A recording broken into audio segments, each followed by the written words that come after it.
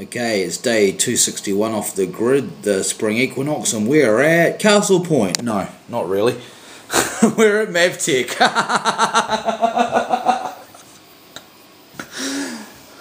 Yep, we're at Mavtech. We decided to come and record our Equinox song at Mavtech. So this is actually a film the setup video, really, for Beltane, more than a sock-light post or off the grid post. But it'll do as both, of course. So, well, we'll start with the speakers, because that's what I started with my last video actually here, but this is the speakers, of course, in the radio studio, which we just played through today using the radio amp there and the actual radio desk. Had a little bit of an issue with the level from the computer sound card, and the sound card, of course, the usual sound card we use, the Digitech audio interface. It's actually quite low, so as you can see, here's the input fader, quite high, set to the higher voltage output, and the master's cranked. Whereas with a CD player, you'd normally have these down about, you'd have this down about 7 or 8, that about 7 or 8, and then on the lower voltage setting of the output. But I don't know, never really aware of that before, because I've never really compared the output of the sound card to a CD player in a radio studio before, so you learn, don't you? Yep, running a new fresh install of Ubuntu because the computer decided to fuck out last night, which I already wrote about in my previous off the grid post, so don't need to go into that too much. But it's behaved itself today perfectly well. But of course, after I finish this video, I'm going to get a USB drive out and back up the project in case it doesn't reboot next time I turn it on. But I have since figured out ways of gaining access to the hard drive to get the data off there, basically using a external hard drive of another copy of Ubuntu. So that worked quite well yesterday too, which I didn't mention in yesterday's post. So yep, sound card, mouse, yeah, mouse,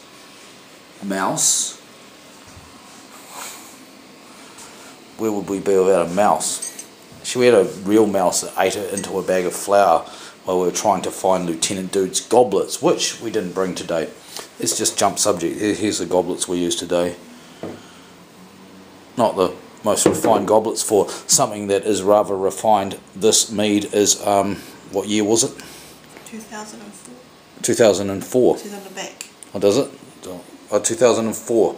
So yeah, it's a 2004 bottle of mead from the Celtic winery, which I bought while I was on the SPA bus tour. And this stuff is awesome, eh? You know, first night's not bad, and you know, Bemrose pretty damn good, but this takes the cake, eh? Yeah, this is the mead. It helps, it really does. It helps with recording, helps with a lot of things. That does, that mead, yeah. And of course the metal charger. Oh, the metal charger. That's what I used. Well, this isn't actually my first very metal charger. A guy in Nelson by the name of Martin Ewing actually has that. I sold it to him, but this is another one that I got because I kind of just wanted to have one, and this is probably about as old, and I use it occasionally. It's not my go-to pedal by any means, but I happened to pull it out when I was writing this song, and I've kind of stuck with it through the practices and finally used it for the recording, and hey, it's green like spring, you know, so it's all good there. Yeah, it's pretty cool. I mean, there's nothing on the metal zone, but it's got its own sound, that's for sure. You've got to set the knobs pretty carefully though. There's only certain sounds that to my ears sound good. You fall too far off the ledge and you're stuffed. And of course always through the Vox AC30 amp plug. Well, I did try a Vox Night Train amp plug as this kind of thing. I mean, I've got my metal amp plugs and stuff that I'd use without a pedal, but that one, you know, it's good for basically amp simming pedals. And of course, naturally, Baffy's got her Vox AC30 bass plug as well, which we always use. Baffy's bass, yeah, the good old Ibanez, nothing changed there. She's looking at some new basses on Trade Me today. Actually, we were thinking about, well, we are, almost certainly, aren't we, going to get Vikey a guitar for his birthday. Guitar? And then she started looking at basses, yeah. You know, I mean, it would be great if we were doing lots of work with Beltane to actually justify buying new gear to do that work with, like doing lots of gigs and stuff, but we never do gigs, so, you know, it's just not the sort of thing that we're just going to really run out and try and push ourselves onto people that aren't, you know, just clamouring for it, you know. So there we go. Maybe certain places, but not in some divey pub with a bunch of 20-something know-it-all try-hard bands like you tend to get these days. Bet that stung. If the shoe fits, wear it. Yeah.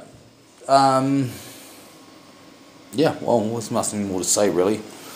That's the setup, and this is the Equinox, and it's been pretty good. Yeah, not the best weather as you can see out there. It's been a pretty shithouse day weather, so I'm glad we in the end chose to come and do it inside somewhere. So, you know, well, it's quite different. I mean, I've spent a lot of time here, but not doing this, you know, not doing this.